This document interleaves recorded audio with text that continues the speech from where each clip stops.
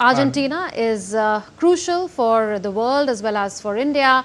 And besides that, as far as trade and investment is concerned, it had peaked at over $6 billion in 2022, but it dipped a little to around $5 billion. But now we are looking at taking it further to $8 billion and then further to $14 billion by 2041. So let's go back to our guest.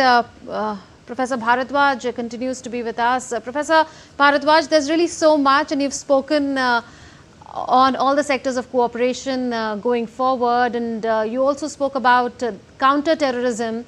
Considering that both countries have supported each other on this issue on multilateral fora, and if you would remember, even on the Comprehensive Convention on International Terrorism, the CCIT framework that India had been pushing, Argentina was always on board and supported the idea. And Argentina is one country which has also been at the receiving end of several terror attacks in the 1990s. Particularly, there's been a joint declaration on countering terrorism in the past, bilaterally between India and Argentina. So on this particular issue, what more can we expect? Can we expect another statement of intent saying that we are committed to the fight against terrorism and thus enlisting Argentina's support as far as India is concerned in the fight against terrorism and as a country which has no double standards on terrorism? Absolutely, absolutely. You know, this visit, while considering the cultural aspects, considering the strategic and economic aspects, that security is very important agenda of this visit while Prime Minister Narendra Modi is visiting, that having what kind of security and strategic partnership we can develop. Because India has seen that, you correctly pointed out, India has seen that on the issue of democracy, on the issue of terrorism, that the strategic interest of certain countries dominates over their policies, and they are having double standard while dealing with the terrorism. India had been suffering from terrorism for more than 3 decades, and we have been raising these issues, but the world has come to know about terrorism first time after 9/11. That Argentina has also been suffering number of times from the terror attacks from 1990s and later on, but it has never been recognized as the global issues. That global terror issues has become a prominent one after 9/11. But still, the dominant powers, they are basically having double standards, and somehow they are supporting the violent non-state actors, or you can say the proxies, directly or indirectly. We have seen in case of Pahalgam and Operation Sindoor, where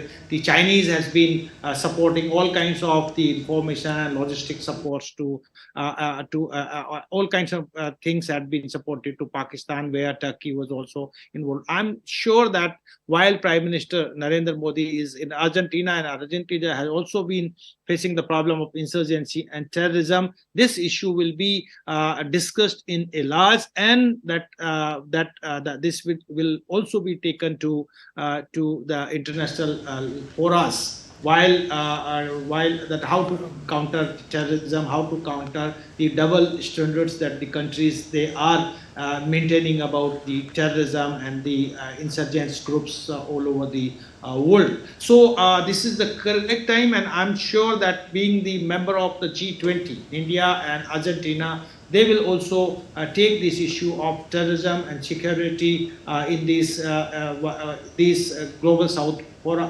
us, that how we can maintain, how we can go. Let me put in your considerations that Argentina has also been a member of G77, and you can also see that the new international economic order after 1974, that the Argentina has also joined a voice with India while we are talking about the concerns of the global South.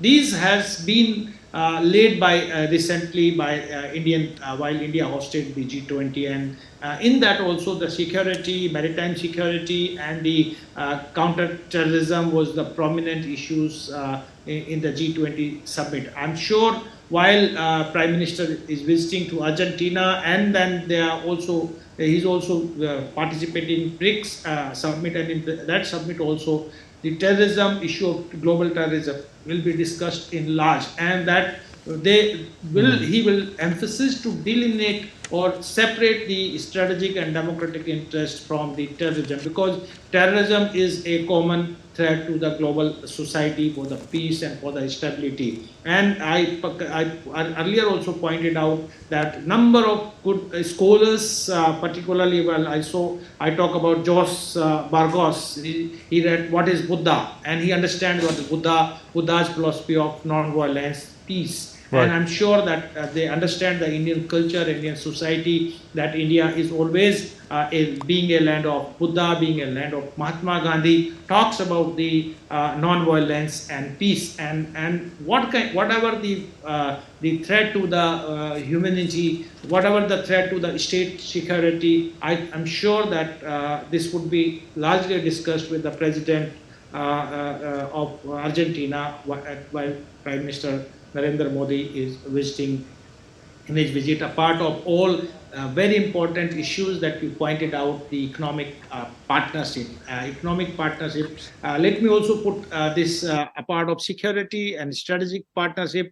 In economic partnership, what India can further expand its trade and investment relations. You correctly pointed out about the 6.4 billion trade that we are having with Argentina under the PTAs, the preferential trade agreement is there, and we are aspiring to increase it after this visit $10 billion, and then it would also further go about 14 billion and 15 billions by 2041. But the one more important aspect, while Prime Minister is visiting to Argentina and then he's going to Brazil, that India also can sign a preferential trade agreement. Right, Professor Bharadwaj, we'll have time to also look into each of these aspects. Very significant, the insights that you had on cooperation over counter-terrorism.